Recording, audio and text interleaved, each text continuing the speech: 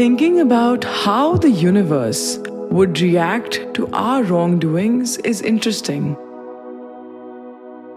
Be it uttering a lie, stealing something, or engaging in anything more violent like killing. In Jainism, there is absolutely no involvement of a judge. Hence, stealing at present means attracting the shortcoming of that specific object in future for the one who steals.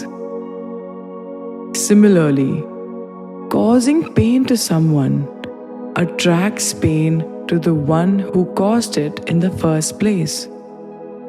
These are but the simple yet profound laws of nature.